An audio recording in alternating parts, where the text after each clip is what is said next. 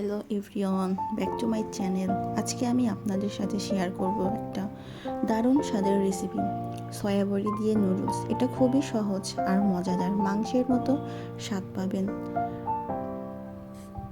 এর জন্য প্রথমে গরম পানিতে নুডলসগুলো সিদ্ধ করে নিতে হবে। আমি এখানে 2 প্যাকেট নুডলস নিয়েছি, আপনারা চাইলে বাড়িয়ে কমে নিতে পারেন। আমি গরম পানিতে সিদ্ধ করতে দিয়েছি। এখন আমি নিয়ে নেব সয়াবড়ি। এখানে আমি নিয়েছি গরম পানির ভেতরে আমি সয়াবড়িগুলো 10 থেকে 15 মিনিট ভিজিয়ে রাখবো যাতে এটা নরম হয়ে যায়। এবার আমি এখানে নিয়েছি কিছু সবজি, ক্যাপসিকাম, গাজর, সিম, হলুদ ক্যাপসিকাম। আপনারা চাইলে আপনাদের পছন্দ মতো সবজি নিতে পারেন।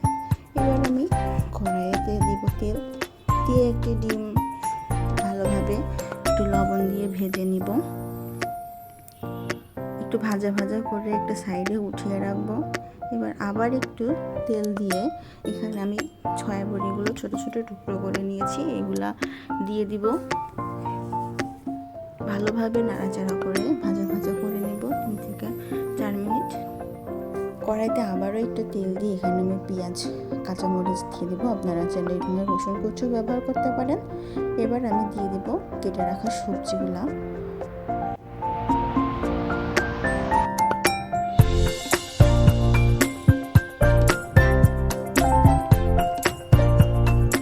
সবজিগুলো আমি ভালোভাবে 3 থেকে 4 মিনিট ভেজে নিব। একটু ভাজার পরে দেখুন ভালোভাবেই ভাজা ভাজা হয়ে গেছে। এবার দিয়ে দেব সয়াবড়ি আমি 1 থেকে 2 মিনিট একটু সবজির সাথে ভেজে নিব।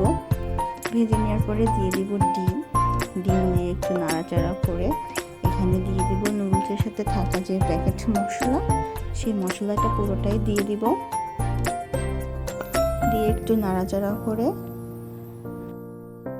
সবজির সাথে মশলাটা ভালোভাবে মিশে গেলে এখানে দিয়ে রাখবো সিদ্ধ করে রাখা নুডলস।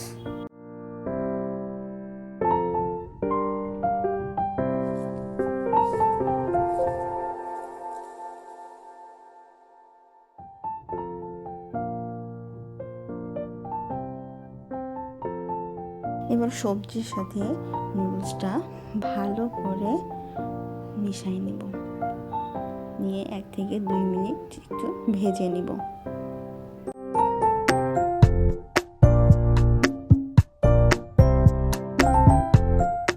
তৈরি হয়ে গেল খুবই মজাদার সয়াবড়ি দিয়ে নুডলস। এবার একটা প্লেটে পরিবেশন করে নেব।